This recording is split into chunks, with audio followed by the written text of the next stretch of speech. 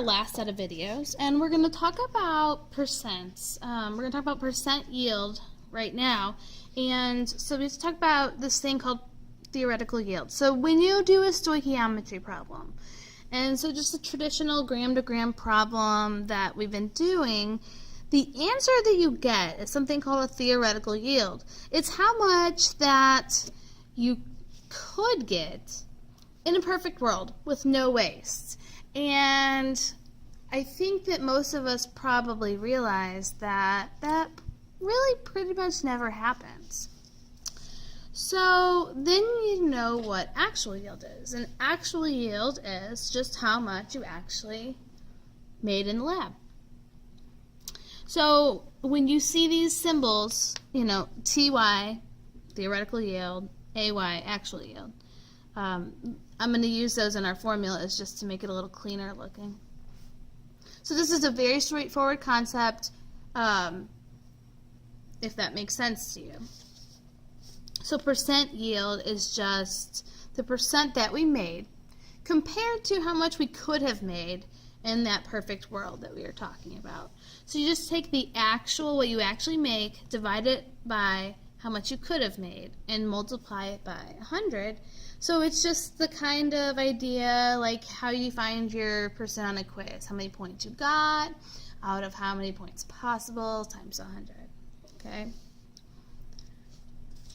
So let's do an example. Make sure this concept is as easy as I think it would be for you.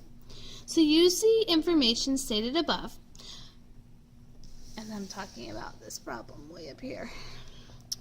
To find the percent yield if 3 grams of copper 2 sulfide is produced.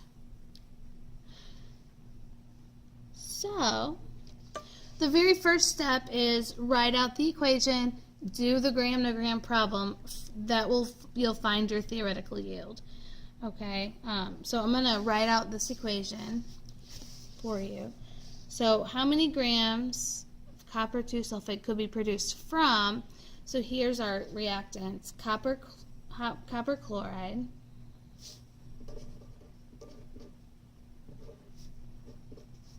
it reacts with dihydrogen sulfide,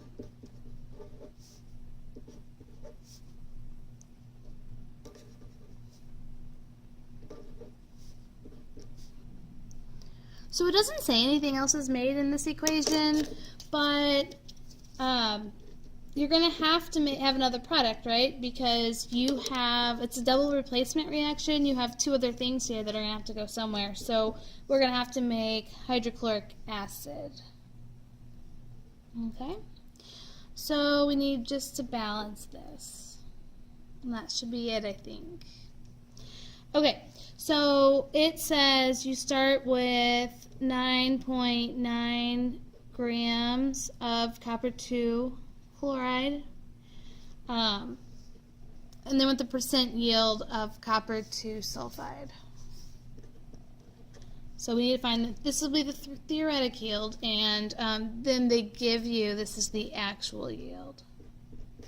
They give you right there. So we're going to do 9.90 grams of copper 2 chloride. We have the mass of that from the last problem we did together, so I'm going to go ahead and just copy that down.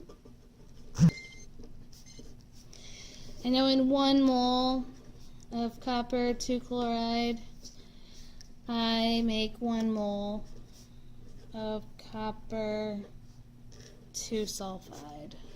Okay, and then I just need the mass of copper 2 sulfide then, so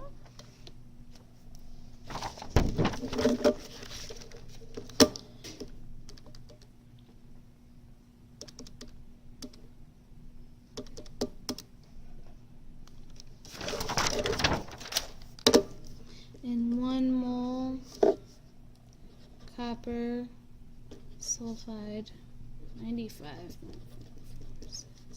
grams of copper 2 sulfide. Okay, so let's multiply this dude out.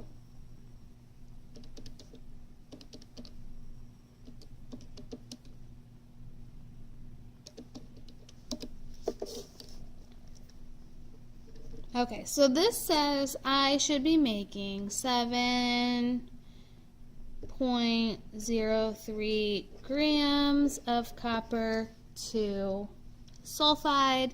This is my theoretical yield. Really, our question's asking find the percent yield. So the percent yield is the actual, which is 3 over 7 times 100. So 42.9% yield. And so your units will be percents on this guy. Okay?